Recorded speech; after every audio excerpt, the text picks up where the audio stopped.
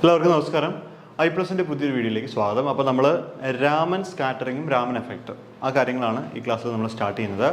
അപ്പോൾ രാമൻ സ്കാറ്ററിങ്, അപ്പോൾ നമ്മൾ ജനറലി നമ്മൾ സ്കാറ്ററിങ് എന്താണെന്നൊക്കെ പഠിച്ചിട്ടുണ്ട്. അപ്പോൾ രാമൻ സ്കാറ്ററിങ്ങിലേക്കാണ് നമ്മൾ വരുന്നത്. അപ്പോൾ എന്താണ് ഈ രാമൻ സ്കാറ്ററിങ് എന്ന് പറഞ്ഞു കഴിഞ്ഞാൽ നമുക്ക് നോക്കാം. When light passes through a liquid or gas, a small fraction of the light is scattered by the molecules of the medium. അല്ലേ, ഒരു ഗ്യാസോ അല്ലെങ്കിൽ ഒരു ലിക്വിഡോ എടുത്ത് അതിനകത്തോട്ട് നമ്മൾ ലൈറ്റിന് കടത്തി വിടുകയാണെങ്കിൽ എന്ത് സംഭവിക്കും? ലൈറ്റ് എന്ത് ചെയ്യും? സ്കാറ്റർ ചെയ്യും അല്ലേ.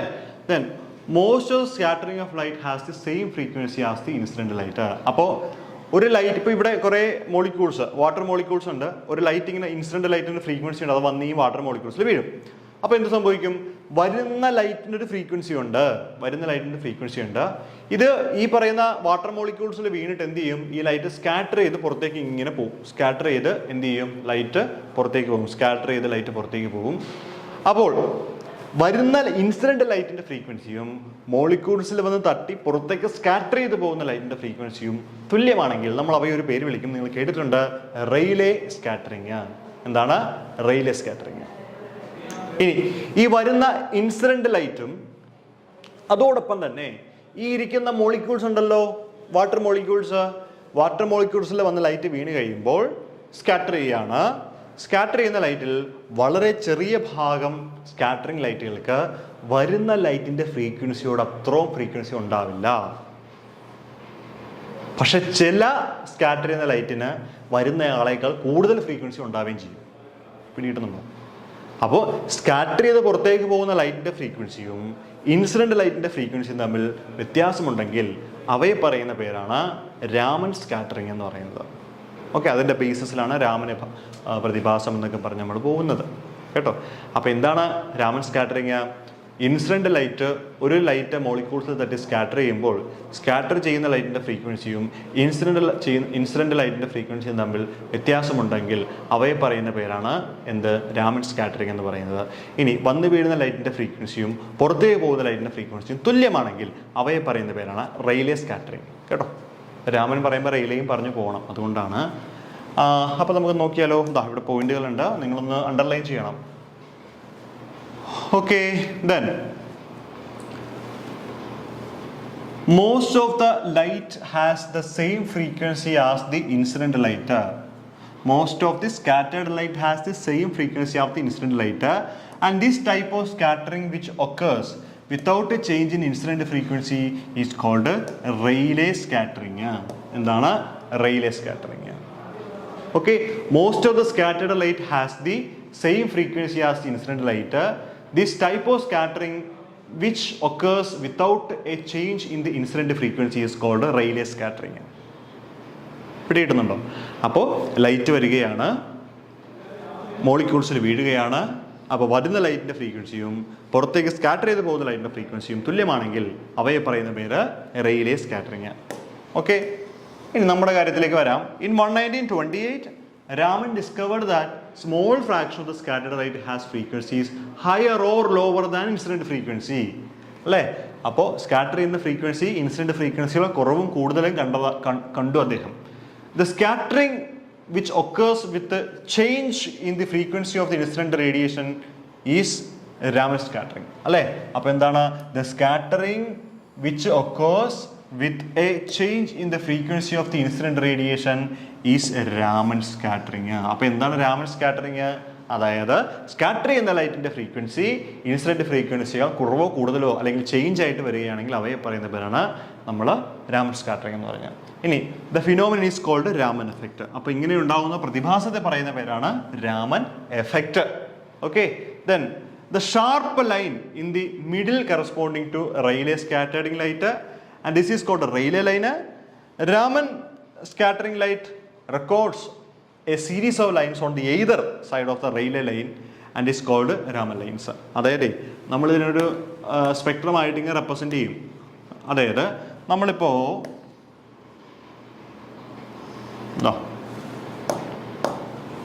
സെൻറ്ററിലൊരു ലൈൻ ഉണ്ടാവും. ഇത് നമ്മൾ റെയിലേ ലൈൻ എന്നാണ് പറയുന്നത്. റെയിലേ ലൈൻ, ഇതിൻ്റെ ഇടതുവശവും ലൈൻ ഉണ്ടാവും, വലതുവശവും ലൈൻ ഉണ്ടാവും. ഈ ഇടതുവശം ഒരെണ്ണമല്ല, ഒന്നിലധികം ലൈനുകൾ ഇങ്ങനെ പോവാം. ഇവിടെ കിട്ടുന്നുണ്ടോ? അപ്പോൾ ഇടതുവശമുള്ള ലൈനുകളെയും വലതുവശത്തുള്ള ലൈനുകളെ നമ്മൾ എന്ത് പറയും? രാമൻ ലൈനുകൾ എന്നാണ് പറയുന്നത്. നടുക്കുള്ള ലൈനുകളെ പറയുന്ന പേര് എന്താണ്? റെയിലേ ലൈൻ എന്നും പറയും. കണ്ടോ? അപ്പൊ സ്പെക്ട്രത്തിന്റെ സെന്ററിലുള്ള ആരാണ്? റെയിലേ. ഇടതുവശവും വലതുവശവും ഉള്ള ആരാണ്? രാമന്റെ ലൈനുകൾ, രാമൻ ലൈൻസ്. അപ്പൊ അതിൽ തന്നെ രണ്ടെണ്ണം ഉണ്ട്. എന്താണ്?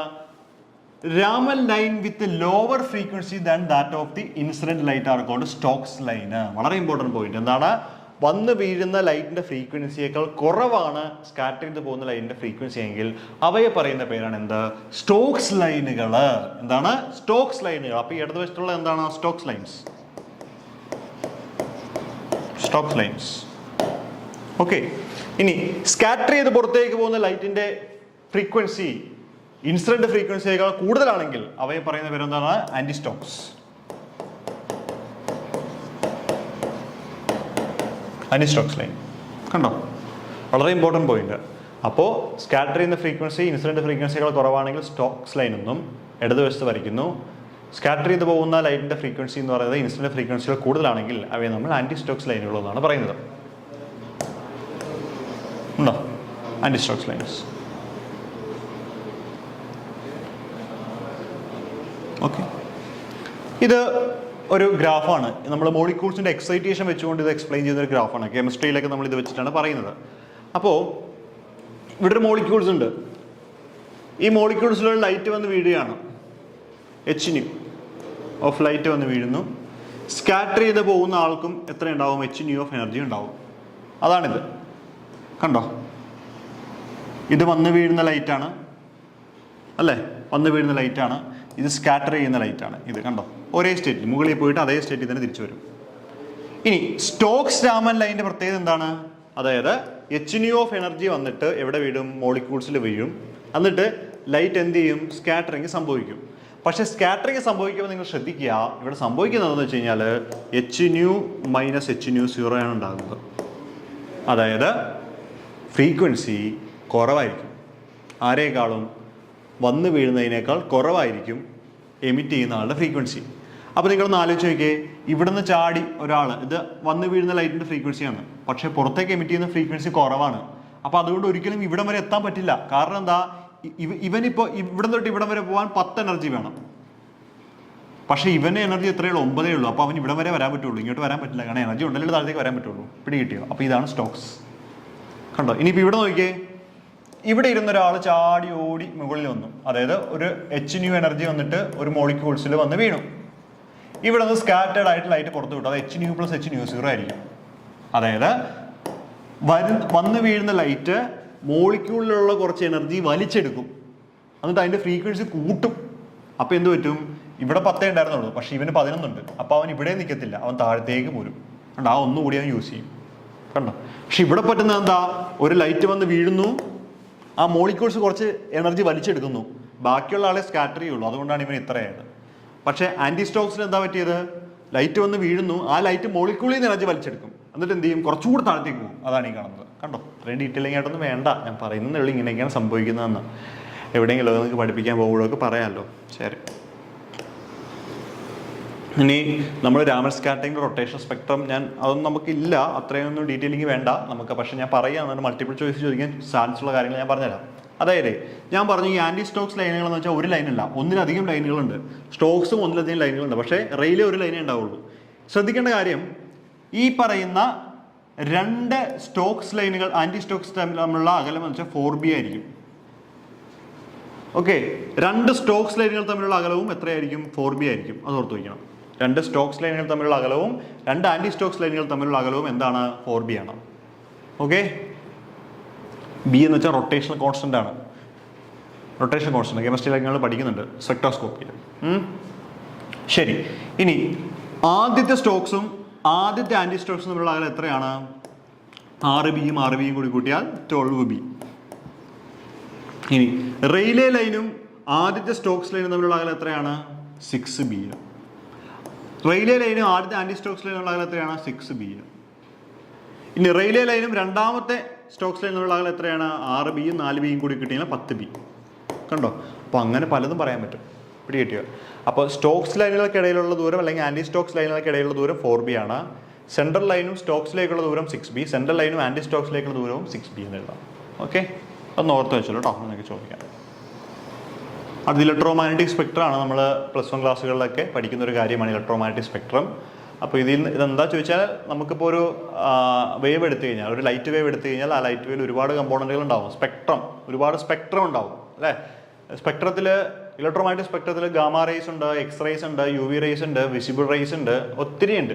അപ്പോൾ അവയെ എല്ലാം കൂടി ചേർത്ത് പറയുന്നതാണ് നമ്മൾ ഇലക്ട്രോമാഗ്നറ്റിക് സ്പെക്ട്രം എന്ന് പറയുന്നത്. ഇലക്ട്രോമാഗ്നറ്റിക് വേവിലെ കമ്പോണൻറ്റുകളാണ് ഇലക്ട്രോമാഗ്നറ്റിക് സ്പെക്ട്രത്തിൻ്റെ അത് വരുന്നത്. അപ്പോൾ നോക്കുക, the arrangement of different type of electromagnetic radiations in the order of increasing wavelength or decreasing frequency or decreasing energy is also known as electromagnetic spectrum. അപ്പോൾ ഇൻക്രീസിങ് ഓർഡർ ഓഫ് വേവ് ലെങ്തിൻ്റെ ബേസിൽ നമ്മൾ electromagnetic റേഡിയേഷനുകളെ arrange ചെയ്യുന്നതിനെ പറയുന്ന പേരാണ് electromagnetic spectrum എന്ന്. കേട്ടോ, അപ്പോൾ ഇത് just പടം ഓർത്ത് വയ്ക്കുക. എന്നിട്ട് ഇതെന്താ ചോദ്യങ്ങൾ എങ്ങനെ വരും എന്ന് ചോദിച്ചു കഴിഞ്ഞാലേ, ഇപ്പം ഗാമാ റേയുടെ ഫ്രീക്വൻസി റേഞ്ച് എത്രയാണ്, അല്ലെങ്കിൽ എക്സ് റേയുടെ ഫ്രീക്വൻസി റേഞ്ച് എത്രയാണ്, അല്ലെങ്കിൽ ഇലക്ട്രോമാഗ്നറ്റിക് സ്പെക്ട്രൽ ഏറ്റവും കൂടുതൽ വേവ് ലെങ്ത് ഉള്ള ആർക്കാണ്, ഏറ്റവും കുറവ് വേവ് ലെങ്ത് ഉള്ള ആർക്കാണ്, അല്ലെങ്കിൽ വിസിബിൾ റേറ്റ് ഏത് റേഞ്ചിലാണ് വരുന്നത്, ഇങ്ങനെയുള്ള ചോദ്യങ്ങളൊക്കെയാണ് ഇവിടെ ചോദിക്കുന്നത്. അപ്പോൾ അതുകൊണ്ട് ഞാൻ പറയും, നിങ്ങൾ ഈ സ്പെക്ട്രം കൃത്യമായിട്ട് പഠിച്ചു വയ്ക്കുക. ഓരോന്നിൻ്റെ വേവ് ലെങ്ത് എത്രയാണ്, അല്ലെങ്കിൽ ഓരോന്നിൻ്റെ ഫ്രീക്വൻസി എത്രയാണ്, വേവ് ലെങ്ത് ഏറ്റവും കൂടുതലുള്ളത് ഏത് വേവുകൾക്കാണ് ഏറ്റവും കൂടുതലുള്ളത്, അങ്ങനെയുള്ള കാര്യങ്ങൾ ഒന്ന് നോക്കി വയ്ക്കുക. ഞാൻ ആ സ്പെക്ട്രം ഇവിടെ ഇട്ടിട്ടുണ്ട്, നിങ്ങളത് നോക്കിയാൽ മനസ്സിലാവും കൂടുതൽ ആർക്കാണ് കുറവ് ആർക്കാണ് എന്നുള്ള കാര്യങ്ങളൊക്കെ. കേട്ടോ, വേവ് ലെങ്തിൻ്റെ ബേസിൽ മാത്രം പഠിച്ചു വയ്ക്കുക, ഫ്രീക്വൻസി വേണം. കാരണം വേവ് ലെങ്തിൻ്റെ ഓപ്പോസിറ്റാണ് ഫ്രീക്വൻസി, രണ്ടും കൂടി പഠിച്ചാൽ കുളമായിപ്പോൾ. ഓക്കെ, അടുത്തത് colour of thin films. Thin ഫിലിമുകളുടെ കളറിനെ കുറിച്ചിട്ടാണ് നമ്മൾ ഇന്നത്തെ ക്ലാസ്സിൽ സംസാരിക്കുന്നത്. ഓക്കെ, അപ്പോൾ ഇവിടെ കളർ ഓഫ് തിൻ ഫിലിംസ്. അപ്പോൾ ഇൻ്റർഫറൻസിൻ്റെ ഒരു കണ്ടിന്യൂവേഷൻ വരേണ്ട ഭാഗമാണിത്. അപ്പോൾ നിങ്ങൾ ഇവിടെ പഠിക്കുക, നമ്മുടെ സിലബസ് അപ്ഡേറ്റ് ചെയ്തപ്പോൾ കയറി വന്നതാണ്. ഓക്കെ, അപ്പോൾ കളർ ഓഫ് തിൻ ഫിലിംസ്. ഏറ്റവും ആദ്യം ഇവിടെ നിന്ന് ചോദിക്കാൻ പോകുന്ന ഷോർട്ട് ആൻസർ ഞാൻ പറഞ്ഞുതരാം. തിൻ ഫിലിമിന് കളർ തരുന്നത് എന്ത് പ്രതിഭാസമാണ്? ഇൻ്റർഫറൻസ് ആണ് തിൻ ഫിലിമിന് കളർ തരുന്ന പ്രതിഭാസം. So colour of thin film is due to interference. First question അതാണ് കേട്ടോ, അത് പഠിച്ചു വെച്ചോളൂ. അപ്പോൾ നോക്കാം. When a light of oil or thin soap bubble is viewed by reflected white light, different colors are seen. Young's explained the phenomenon on the basis of interference between light reflected from the top and bottom surface of the thin film. Similarly, colors are observed when thin films are viewed by transmitted light also. അപ്പോൾ ഇതിൻ്റെ ഒരു theory ഞാൻ പറഞ്ഞുതരാം. ഇത് കുറച്ച് complicated ആണ് ഈ figure. ഞാൻ വേറൊരു ഫിഗർ വരച്ച് മനസ്സിലാക്കാം. നോക്കിക്കോണേ, നിങ്ങൾ ബുക്കിലേക്ക് ഇത് വരച്ചാൽ. അപ്പോൾ കാര്യം പറഞ്ഞു വരുന്നതെന്ന് ഞാൻ പറഞ്ഞുതരാം. നമ്മുടെ തിൻ ഫിലിമുകൾ, അതായത് ഈ മഴയുള്ള സമയത്ത് നമ്മുടെ എവിടെയാണ് മഴയുള്ള സമയത്ത് റോഡിലൊക്കെ ഈ പുഴി റോഡിലൊക്കെ ചെറിയ കുഴികളൊക്കെ കാണാറുണ്ട്. അവിടെ ഈ വണ്ടിയുടെ ഓയിൽ വീണ് കഴിഞ്ഞാൽ ഈ വെള്ളത്തിൻ്റെ പുറത്തൊരു പാട ഇങ്ങനെ വരും അല്ലേ. അപ്പം നമ്മൾ നോക്കുമ്പോൾ തന്നെ ഈ പാടയിലെ പല കളറുകൾ നമുക്ക് കാണാൻ പറ്റും. അത് തിൻ ഫിലിമാണ്.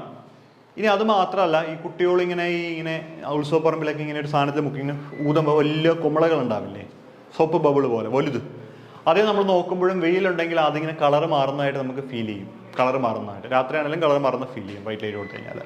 അപ്പോൾ അതെല്ലാം എന്താണ്? തിൻ ഫിലിമാണ്. ഇതെല്ലാം നടക്കുന്ന ഇൻ്റർഫറൻസ് മൂലമാണ്. എന്തുകൊണ്ടാണ് നടക്കുന്നത് കൂടി ഞാൻ പറഞ്ഞുതരാം. നിങ്ങളൊരു തിൻ ഫിലിം എടുത്തു കഴിഞ്ഞാൽ ഈ തിൻ ഫിലിമിന് 2 സർഫസുകൾ നമുക്ക് പറയാൻ പറ്റണം. ടോപ്പ് സർഫസും അതുപോലെ തന്നെ ഒരു ബോട്ടം സർഫസും ഇതിനുണ്ടാവും. ഓക്കെ, ഒരു തിൻ ഫിലിം. ഇപ്പം വെള്ളത്തിൻ്റെ പുറമേ കിടക്കുന്ന ഒരു ഓയിൽ ഫിലിമാണിത്. ആ വെള്ളത്തോട് മുട്ടി നിൽക്കുന്ന ഭാഗമാണ് ഈ ബോട്ടം ഭാഗം. ഇത് നമ്മൾ കാണുന്ന മുകളിലത്തെ ഭാഗമാണ് ഈ ടോപ്പ് പോർഷൻ. വളരെ തിന്നാണ്, ഞാൻ പറയുകയാണ്, ഇങ്ങനെ എടുക്കാം നമുക്ക് തന്നെ. അങ്ങനെയാണെങ്കിൽ ഒരു ലൈറ്റ് ഇവിടെ നിന്ന് വന്നിങ്ങനെ വീഴും, സൂര്യനിൽ നിന്ന് വീഴുന്ന ലൈറ്റ് അല്ലേ. ഇതെന്ത് പറ്റും? ഇവിടുന്ന് റിഫ്രാക്ഷൻ സംഭവിച്ച് ഇവിടെ വന്ന് വീഴും. റിഫ്രാക്ഷൻ അല്ലേ, റിഫ്രാക്ഷൻ. എയറിൽ നിന്ന് മീഡിയത്തിലേക്ക് കടക്കുന്നത് റിഫ്രാക്ഷൻ സംഭവിക്കും. പിന്നെ എന്ത് സംഭവിക്കും? ഈ ലൈറ്റ് തിരിച്ച് റിഫ്ലക്റ്റ് ചെയ്ത് ഇവിടെ വന്ന് വീഴും. എന്നിട്ട് എന്ത് ചെയ്യും? ഇവിടെ നിന്ന് വീണ്ടും ഇത് റിഫ്രാക്ട് ചെയ്ത് പുറത്തേക്ക് പോകും. കണ്ടോ? അപ്പോൾ എന്താണ്? ഇവിടെ 2 റിഫ്രാക്ഷനുകൾ നടക്കുന്നുണ്ട്, ഇവിടെ ഒരു റിഫ്ലക്ഷൻ നടക്കുന്നുണ്ട്. അത് മാത്രമല്ല, ഈ ലൈറ്റ് ഇവിടെ തന്നെ തട്ടി റിഫ്ലക്ട് ചെയ്യും കുറച്ച് മേലേക്ക്. കണ്ടോ അല്ലേ? അപ്പോൾ ഒരു ഇൻസിഡന്റ് ലൈറ്റ്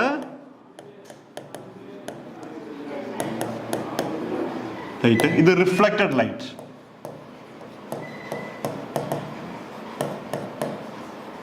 റിഫ്ലക്റ്റഡ് ലൈറ്റ് ഇവിടെ നമ്മൾ നോക്കുന്നത് നമ്മുടെ കണ്ണിൽ വന്ന് വീഴുന്ന ഇവിടെ നിന്ന് കേട്ടോ. ഓക്കെ, അപ്പോൾ ഒരു ഇൻസിഡന്റ് ലൈറ്റ് ഉണ്ട്, ഒരു റിഫ്ലക്റ്റഡ് ലൈറ്റ് ഉണ്ട്, ശരിയല്ലേ? Incident light, reflected light. അപ്പോൾ നോക്കിയേ, ഒരേ സോഴ്സിൽ നിന്ന് വരുന്ന രണ്ട് ലൈറ്റുകളല്ലേ ഇത്? ശരിയല്ലേ? ഒരേ സോഴ്സിൽ നിന്നും വരുന്ന രണ്ട് ലൈറ്റുകളാണ് ഇവർ രണ്ടുപേരും. പിടികിട്ടുന്നുണ്ടോ? ഒരേ സോഴ്സിൽ നിന്ന് വരുന്ന രണ്ട് ലൈറ്റുകളാണ്. അപ്പോൾ ഒരേ സോഴ്സിൽ നിന്ന് വരുന്ന രണ്ട് ലൈറ്റുകൾ കൊഹറന്റ് അല്ലേ? കൊഹറന്റ് ആണെങ്കിൽ ഇന്റർഫറൻസ് ഉണ്ടാവണ്ടേ? ഇന്റർഫറൻസ് ഉണ്ടാവും. അങ്ങനെ ഇന്റർഫറൻസ് ഉണ്ടാവുന്നതുകൊണ്ടാണ് നമ്മുടെ കണ്ണിൽ എന്ത് കാണുന്നത്? കളറുകൾ കാണുന്നത്. എന്ത് കാണുന്നത്? കളറുകൾ കാണുന്നത്. പിടികിട്ടുന്നുണ്ടോ? നമ്മുടെ കണ്ണുകൊണ്ട് നമ്മൾ നോക്കുമ്പോൾ നമുക്ക് എന്ത് കാണാൻ പറ്റും? ആ വെള്ളത്തിൽ നല്ല നല്ല കളറുകൾ ഇങ്ങനെ മാറി മറിയുന്നതായിട്ട് നമുക്ക് കാണാനായിട്ട് പറ്റും. ഇത് സൂര്യപ്രകാശം വന്ന് വീഴുന്നതുകൊണ്ടാണ്. മോണോക്രോമാറ്റിക് ആയിരുന്നെങ്കിൽ ഡാർക്ക് ബ്രൈറ്റ് ആയേനെ. സൂര്യപ്രകാശം വന്ന് വീഴുന്നതുകൊണ്ടാണ് നമുക്ക് കളറുകൾ കാണാൻ പറ്റും. അങ്ങനെ 7 കളറുകൾ അതിനകത്തുണ്ട്. അത് 7 ബാൻഡായിട്ട് വരും. പിടികിട്ടുന്നുണ്ടോ? ഇനി ഇത് മാത്രമല്ല, നമ്മൾ നോക്കി നിൽക്കുമ്പോൾ ഒരു പോയിന്റിൽ തന്നെ പല കളർ കാണാൻ പറ്റും. അതെന്തുകൊണ്ടാണെന്ന് ചോദിച്ചു കഴിഞ്ഞാൽ, ഈ ലിക്വിഡ് ഓയിൽ ഫിലിം ഉണ്ടല്ലോ, ഓയിൽ ഫിലിമിന് തിക്നെസ് ഉണ്ട്. സൂര്യപ്രകാശം വന്ന് വീഴുമ്പോൾ ചെറിയ ഹീറ്റിംഗ് എഫക്റ്റ് ഉണ്ടാവുന്നത്. ചൂടുണ്ട്. ചൂട് കാരണം ഈ ഓയിൽ ഫിലിം ഡീഗ്രേഡ് ചെയ്യും. കുറച്ച് ആവിയായിട്ട് മേലേക്ക് പോകും. പിടികിട്ടുന്നുണ്ടോ? അപ്പോൾ thickness of the film decrease ചെയ്യും. ഇപ്രകാരം തിക്നെസ് കുറയുമ്പോൾ ഒരു പോയിന്റിൽ തന്നെ നമുക്ക് പല പാറ്റേൺ ഓഫ് ഇന്റർഫറൻസ് വരും. അതുകൊണ്ടാണ് നമുക്ക് ഒരു പോയിന്റിൽ തന്നെ പല കളറുകൾ കാണാനായിട്ട് സാധ്യമാകുന്നത്. കേട്ടോ? അപ്പോൾ ഇതാണ് ശരിക്കും പറഞ്ഞു കഴിഞ്ഞാൽ തിൻ ഫിലിമിൻ്റെ ബേസിക് ആയിട്ടുള്ള പരിപാടി.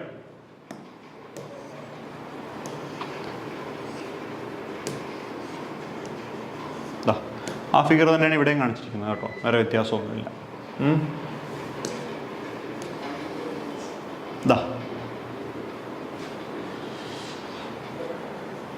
Four a film appears bright. ഒരു ഫിലിം ബ്രൈറ്റ് ആയിട്ട് കാണുവാനുള്ള കണ്ടീഷൻ. അപ്പോൾ തിൻ ഫിലിമിൻ്റെ ബ്രൈറ്റ്നെസ്സിൻ്റെ കണ്ടീഷനാണ് എഴുതിയിരിക്കുന്നത് 2 μt cos r. cos r is equal to 2n+1 λ/2. r എന്ന് വെച്ച് കഴിഞ്ഞാൽ ഈ ആംഗിളാണ് നമ്മൾ r എന്ന് പറയുന്നത്. കണ്ടോ? റിഫ്രാക്റ്റിംഗ് ആംഗിളാണ് r എന്ന് പറയുന്നത് കേട്ടോ. ഇവിടെ ഒരു r ഉണ്ട്, ഇവിടെയും ഒരു r ഉണ്ട്. കിട്ടുന്നുണ്ടോ? ഓക്കെ. അപ്പോൾ ഈ 2 μt cos r ഇങ്ങനെ എഴുതുന്നത്. 2 μt cos r അല്ലേ നമ്മൾ എഴുതുന്നത്. ഈ 2 μt cos r എന്ന് വെച്ചാൽ പാത്ത് ഡിഫറൻസ് ആണ് ശരിക്കും പറഞ്ഞാൽ ഈ 2 μt cos r എന്ന് പറയുന്നത്. 2 μt cos r നിങ്ങളൊന്ന് ആലോചിച്ച് നോക്കിയേ. ഈ ഒരു പോയിന്റ് കണ്ടോ? ഈ പോയിന്റിൽ നിന്ന് ഈ പോകുന്ന ലൈറ്റും ഈ പോകുന്ന ലൈറ്റും ഒരേ ദൂരമാണ് സഞ്ചരിക്കുന്നത്. പക്ഷേ നിങ്ങളൊന്ന് ആലോചിക്കേ, ഈ ലൈറ്റ് ഇവിടെ വന്ന് വീണ് ഇവിടെ നിന്ന് ഇവിടം വരെ ട്രാവൽ ചെയ്ത് ഇവിടെ നിന്ന് ഇവിടം വരെ ട്രാവൽ ചെയ്താണ് ഇങ്ങോട്ട് പോകുന്നത്. പക്ഷേ ഇവിടെ നിന്ന് ട്രാവൽ ചെയ്ത് ഇങ്ങോട്ട് വരുന്ന ലൈറ്റാണ് ഇത്. അപ്പോൾ ഈ ദൂരവും തമ്മിൽ എന്തുണ്ട്? ഒരു പാത്ത് ഡിഫറൻസ് ഉണ്ട്. ആ പാത്ത് ഡിഫറൻസ് ആണ് നമ്മൾ ഈ 2 μt cos r എന്ന് എഴുതുന്നത്. പിടികിട്ടിയോ? അപ്പോൾ തിൻ ഫിലിമിലെ പാത്ത് ഡിഫറൻസ് എത്രയാണ്? Delta is equal to 2 μt cos r. അപ്പോൾ 2 μt cos r is equal to എന്താണ്? 2n+1 λ/2 ആണ് അവിടുത്തെ കണ്ടീഷൻ എന്ന് പറയുന്നത്. അപ്പോൾ ഇവിടുത്തെ മ്യൂ എന്ന് വെച്ചാൽ ഈ ഫിലിമിൻ്റെ റിഫ്രാക്റ്റീവ് ഇൻഡെക്സ് ആണ് നമ്മൾ മ്യൂ എന്ന് പറയുന്നത്. ടി എന്ന് വെച്ച് കഴിഞ്ഞാൽ ഈ ഫിലിമിൻ്റെ തിക്നെസ്, ടോപ്പും ബോട്ടവും തമ്മിലുള്ള തിക്നെസ് ആണ് ടി എന്ന് പറയുന്നത്. r എന്ന് വെച്ചാൽ ഇവിടുത്തെ ഈ ആംഗിളുമാണ്. കേട്ടോ?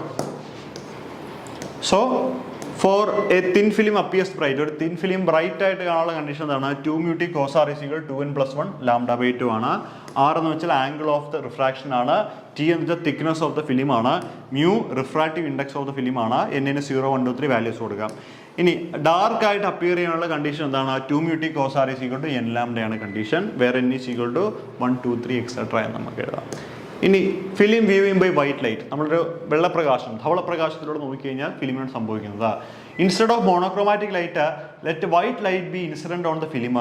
White light consisting of all the colours at any point of the film due to destructive interference, that colour will be suppressed and all the other color will be issue from that point of the film. Hence that point of the film will appear brilliantly colored with one other absent. അപ്പോൾ നമുക്കിപ്പോൾ ഒരു white light വന്ന് വീണ് കഴിഞ്ഞാൽ അവിടെ ഡാർക്കും ബ്രൈറ്റും വരാനുള്ള conditions ഉണ്ട്. White light ആണ് വന്ന് വീഴുന്നതെങ്കിൽ ഓരോ കണ്ടീഷനിലും ഓരോ കളറുകൾ ആബ്സെൻ്റ് ആവുന്നത് പോലെ നമുക്ക് ഫീൽ ചെയ്യും. അപ്പോൾ ആബ്സെൻ്റ് ആവുന്ന കളറിന് തുല്യമായിട്ടൊരു ബ്രില്യൻസ് നമുക്ക് അവിടെ കിട്ടുകയും ഒരു കളർ കിട്ടുകയും അത് നമ്മുടെ കണ്ണിൽ വീഴുമ്പോൾ നമുക്ക് കളറായിട്ട് തോന്നുകയും ചെയ്യും. അത്രയൊന്നും ഒരുപാട് ഡീലായിട്ട് പോയില്ലേലും കുഴപ്പമൊന്നുമില്ല കേട്ടോ. In the case of film of oil spreading on the surface of water, or in the case of drying soap film, the thickness of the film continuously changes. Hence, if viewed by white light reflected from the film, it will be found that the color of the different parts of the film continuously changes. അപ്പോൾ thickness of the film change ചെയ്യുന്നതുകൊണ്ടാണ് നമുക്ക് ഒരു പോയിന്റിൽ തന്നെ പല കളറുകൾ ഇതിൻ്റെ അകത്ത് കാണാനായിട്ട് പറ്റുന്നത്. ഇനി രണ്ട് ഇമ്പോർട്ടൻറ്റ് പോയിന്റുകളാണ്. Very thin film appears black in reflected light. അപ്പോൾ റിഫ്ലക്റ്റഡ് ലൈറ്റിൽ വളരെ തിൻ, ഒരു മിനിമം തിക്നെസ് ആണെങ്കിൽ ഇതെല്ലാം സാധ്യമാവും. പക്ഷെ വളരെ വളരെ തിൻ ആയി കഴിഞ്ഞാൽ എന്ത് സംഭവിക്കും? റിഫ്ലക്റ്റഡ് ലൈറ്റ് വീണ് കഴിഞ്ഞാൽ ഫിലിം എന്തായിട്ട് കാണാം? ബ്ലാക്ക് ആയിട്ട് അപ്പിയർ ചെയ്യും. ഇനി thick film appears white when and does not show any colour in reflected light. Thick film appears white and does not show any colour in reflected light. Thick film എന്താണ് കാണിക്കുന്നത്? Thick film എന്ന് പറഞ്ഞു കഴിഞ്ഞാൽ ഒരു കളറും കാണിക്കില്ല in reflected light. അപ്പോൾ വളരെ തിൻ ഫിലിം ആണെങ്കിൽ ഡാർക്കായിട്ട് അപ്പിയർ ചെയ്യും റിഫ്ലക്റ്റഡ് ലൈറ്റിൽ. പക്ഷേ കട്ടി കൂടിയ ഫിലിമുകളാണെങ്കിൽ എന്ത് സംഭവിക്കും? ഒരു കളറുകളും അതിൻ്റെ അകത്ത് കാണിക്കില്ല. വളരെ ഇമ്പോർട്ടൻറ്റ് പോയിന്റ് ആണ്.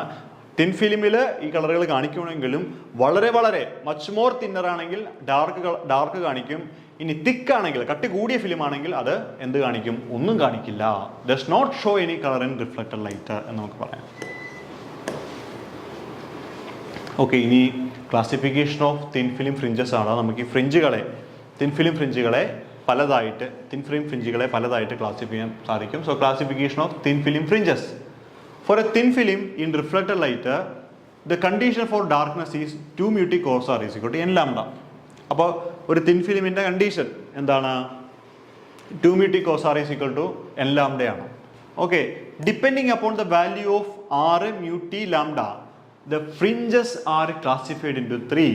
അതായത് ആറിൻ്റെ ടേമിൽ, മ്യൂട്ടിയുടെ ടേമിൽ, ലാംഡയുടെ ടേമിൽ നമുക്ക് ഫ്രിഞ്ചുകളെ പലതായിട്ട് ക്ലാസിഫൈ ചെയ്യാനായിട്ട് സാധിക്കും. So we can classify the thin film fringes into different on the basis of r, mu t and lambda.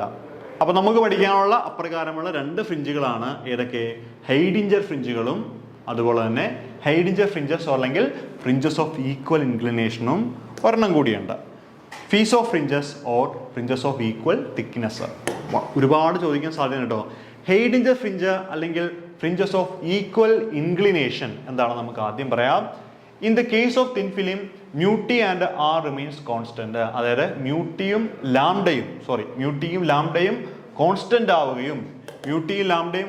ആവുകയും അതോടൊപ്പം തന്നെ മാക്സിമം മിനിമയും ആറിന് മാത്രം ഡിപ്പെൻഡ് ചെയ്യുകയാണെങ്കിൽ അവയെ പറയുന്ന പേരാണ് ഹൈഡിഞ്ചർ ഫ്രിഞ്ച് അഥവാ ഫ്രിഞ്ചസ് ഓഫ് ഈക്വൽ ഇൻക്ലിനേഷൻ. അപ്പോൾ പോയിന്റുകൾ നോട്ട് ചെയ്യുക. മ്യൂട്ടിയും ലാംഡയും കോൺസ്റ്റന്റ് ആണ്, 6 വേരിയിങ് ആണ്. അങ്ങനെയുള്ള ഫ്രിഞ്ചുകളെ പറയുന്ന പേരാണ് ഹൈഡിഞ്ചർ ഫ്രിഞ്ച് അഥവാ ഫ്രിഞ്ചസ് ഓഫ് ഈക്വൽ ഇൻക്ലിനേഷൻ. അപ്പോൾ Haidinger fringe is also known as fringes of equal inclination. അപ്പോൾ പ്രത്യേകത എന്താ? മ്യൂട്ടിയും ലാംഡയും കോൺസ്റ്റന്റ് ആയി നിലകൊള്ളുകയും 6 വേരി ചെയ്യുകയാണ് എങ്കിൽ എന്താണ്? അതാണ് ഹൈഡിഞ്ചർ ഫ്രിഞ്ചസ് എന്ന് പറയുന്നത്. അതിന്റെ മാക്സിമം മിനിമയും 6നെ മാത്രം ഡിപ്പെൻഡ് ചെയ്യും. എക്സാമ്പിളുകളും നോക്കണം. സർക്കുലർ ഫ്രിഞ്ചസ് ഇൻ മൈക്കിൾസൺ ഇന്റർഫെറോമീറ്ററിൽ സർക്കുലർ ഫ്രിഞ്ചസ് ഉണ്ടാകുന്നത് എന്തിനു ഉദാഹരണമാണ്? ഈ പറയുന്ന ഹൈഡിഞ്ചർ ഫ്രിഞ്ച് ഉദാഹരണമാണ്. അടുത്ത ഫീക്കോ ഫ്രിഞ്ചസ് അല്ലെങ്കിൽ ഫ്രിഞ്ചസ് ഓഫ് ഈക്വൽ തിക്നെസ്. പ്രത്യേകത എന്താ? ഇവിടെ നിങ്ങൾ നോക്കുക, 6 lambda, r remains constant. The maximum and minimum of the fringes depend upon the optical path mu t. മ്യൂട്ടിയെ ഡിപ്പെൻഡ് ചെയ്യുകയാണ്. ഒപ്റ്റിക്കൽ പാത്ത് മ്യൂട്ടിയെ ഡിപ്പെൻഡ് ചെയ്യുകയാണ്. 6ഉം ലാംഡയും കോൺസ്റ്റന്റ് ആണെങ്കിൽ അവയെ പറയുന്ന പേരാണ് ഫീക്കോ ഫ്രിഞ്ചസ് അല്ലെങ്കിൽ ഫ്രിഞ്ചസ് ഓഫ് ഈക്വൽ തിക്നെസ്. എന്താണ്? Fringes of equal thickness. Okay, പിടികിട്ടിയല്ലോ. എന്തൊക്കെയാണ് കോൺസ്റ്റന്റ്? 6ഉം ലാംഡയും കോൺസ്റ്റന്റ് ആവുകയും ഒപ്റ്റിക്കൽ പാത്ത് എന്ന് പറയുന്നത് mu t depend on the maximum and minimum ആണെങ്കിൽ അവയെ നമുക്ക് ഫീക്കോ ഫ്രിഞ്ചസ് അല്ലെങ്കിൽ ഫ്രിഞ്ചസ് ഓഫ് ഈക്വൽ തിക്നെസ് എന്ന് പറയാം. എക്സാമ്പിൾ ന്യൂട്രൺസ് റിംഗ്, അതുപോലെ straight line fringes R formed by air wedge. അപ്പോൾ എയർ വെഡ്ജ് എന്ന് പറയുന്നത് എന്താണ്? ഈ പറയുന്ന ഫീക്കോ ഫ്രിഞ്ചിന് ഉദാഹരണമാണ്. ന്യൂട്രൺസ് റിംഗ്സ് എന്ന് പറയുന്നതും ഈ പറയുന്ന ഫീക്കോ ഫ്രിഞ്ചിന് ഉദാഹരണമാണ്. ആ ഉദാഹരണങ്ങൾ വളരെ ഇമ്പോർട്ടൻ്റ് ആണ്. ഈ എയർ വെഡ്ജ് എന്ന് വെച്ച് കഴിഞ്ഞാൽ ഇപ്പോൾ 2 പ്ലെയിൻ ആയിട്ടുള്ള ഗ്ലാസ് എടുത്തിട്ട് ആ ഗ്ലാസിൻ്റെ ഏതെങ്കിലും ഒരു സൈഡിൽ ഒരു ചെറിയ മുടി എടുത്ത് വെക്കുകയാണെങ്കിൽ ഈ ഗ്ലാസുകൾക്കിടയിൽ ഒരു ചെറിയ ഫിലിം ഉണ്ടാവും. ശരിയല്ല, ഒരു ചെറിയ വ്യത്യാസം ഉണ്ടാവും. അത് ആ ഫിലിം എയർ ഫിലിം അതിനെ പറയുന്ന പേരാണ് എയർ വെഡ്ജ്. പിടികിട്ടിയോ? 2 ഗ്ലാസ്സുകൾ ഇങ്ങനെ അടുപ്പിച്ച് വെച്ചിട്ട് അതിന് നടക്കും വളരെ നല്ല ഫ്ലാറ്റ് ആയിട്ടുള്ള ഗ്ലാസ്സിൽ അടുപ്പിച്ച് വെച്ചിട്ട് ഏതെങ്കിലും ഒരു ഭാഗത്ത് ഒരു മുടി എടുത്ത് വെക്കുകയാണെങ്കിൽ ചെറിയൊരു ഫിലിം അതിൻ്റെ ഉള്ളിൽ ഫോം ചെയ്യും. അതിനെയാണ് നമ്മൾ എയർ വെഡ്ജ് എന്ന് പറയുന്നത്. അപ്പോൾ എയർ വെഡ്ജിലും ഇതുപോലെ പാറ്റേൺസ് ഉണ്ടാകുന്നുണ്ട്. എയർ വെഡ്ജ് എന്ന് പറയുന്നത് ഫീക്കോ ഫ്രിഞ്ചിന് ഉദാഹരണമാണ്. ന്യൂട്രൺസ് റിംഗ്സും ഫീക്കോ ഫ്രിഞ്ചിന് ഉദാഹരണമാണ്. ഓക്കെ, അപ്പോൾ ഇത്രയും കാര്യങ്ങളാണ് അതിൻ്റെ അകത്തുള്ളത്. നമുക്ക് ഇനി പഠിക്കാനുള്ളത് ഒരു കാര്യം കൂടിയുണ്ട്. ന്യൂട്രൺസ് റിംഗ്സ് ഉണ്ട്. നമുക്ക് മറ്റൊരു ക്ലാസ്സിൽ നമുക്ക് ന്യൂട്രൺസ് റിംഗ്സ് ഡിസ്കസ് ചെയ്യാം. തൽക്കാലം ഇവിടെ കൊണ്ട് അവസാനിപ്പിക്കാം.